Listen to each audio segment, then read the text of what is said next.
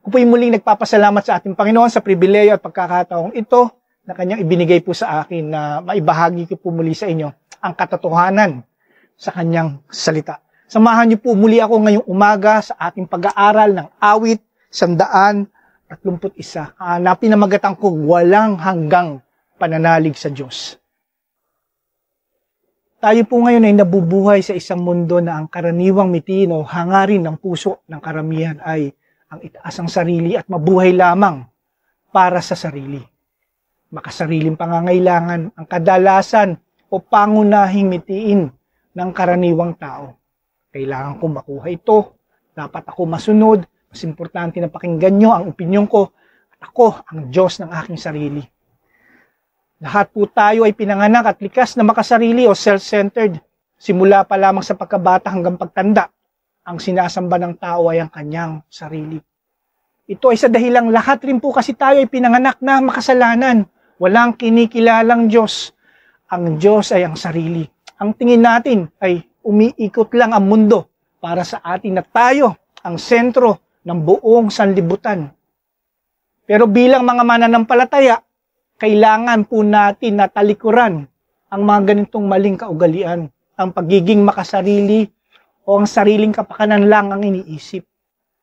Sa ating pang-araw-araw na buhay, dapat po nating ilagay ang ating buong tiwala sa Diyos at maglingkod tayo at magkaroon ng pananalig sa Panginoong Hesus. Sino po ba ang pinaglilingkuran natin ngayon? Ang ating bumbang mga sarili o ang Diyos?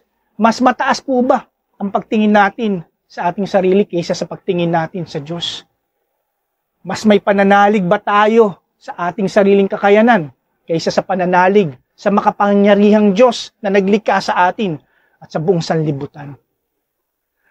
Katulad din po ng kayamanan at kapangyarihan, hindi rin po ito nagbibigay sa tao ng totoong kagalakan at ng totoong kapanatagan ng loob. Kadalasan ay ito pa nga ang nagiging sanhi ng kaguluhan dito sa ibabaw ng mundo.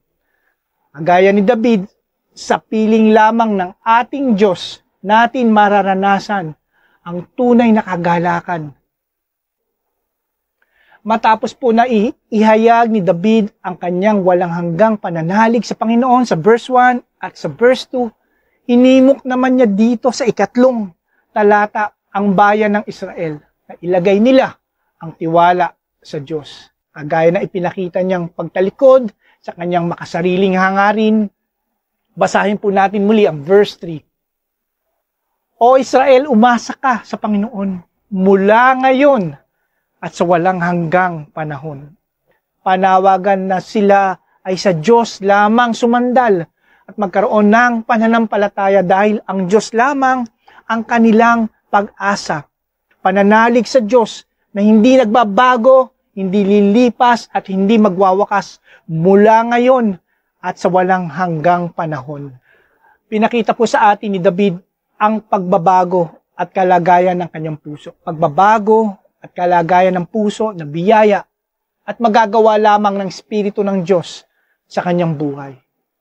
Biniyayaan siya ng Panginoon ng pusong papagkumbaba at pusong may kagalakan na siya ring pong naging dahilan ng kanyang pagtalikod sa kanyang makasariling hangarin. Ang pagkakaroon ng walang hanggang pananalig sa Diyos. Kagaya po ni David, naway ikaw ring kapatid ay may pusong may pagpapakumbaba at pusong may kagalakan sa iyong paglingkod sa Diyos. Ano man po ang sitwasyon o pagsubok na pinagdaraanan natin ngayon, pagpapakumbaba at kagalakan sa ating puso dahil sa kasiguruhan natin sa buhay, sa kamatayan at muling pagkabuhay at paghahari ngayon ng ating Panginoong Hesus. Pagpapakumbaba at kagalakan rin sa ating puso dahil si Jesus ay namuhay ng isang perpektong buhay para sa atin. Namuhay ng walang kasalanan para sa atin na tanging si Jesus lamang ang makakagawa.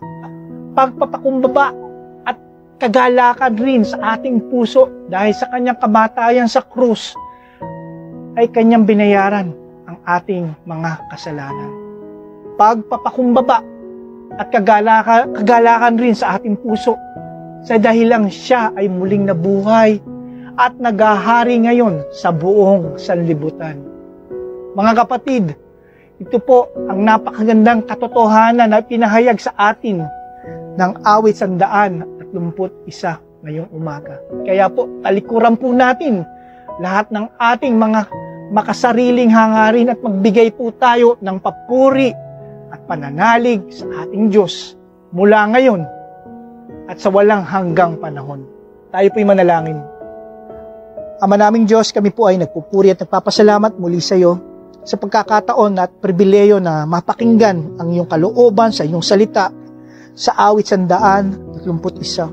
Panalangin po namin na sa tulong ng banal na Espiritu na kami ay magkaroon ng pusong may kagalakan at pusong may pagpapakumbaba. At sa iyo lamang po kami umasa, O Diyos, mula ngayon at sa walang hanggang panahon. Ito po ang aming panalangin sa ngalan ni Jesus na aming Panginoon, tagapagligtas. Amen.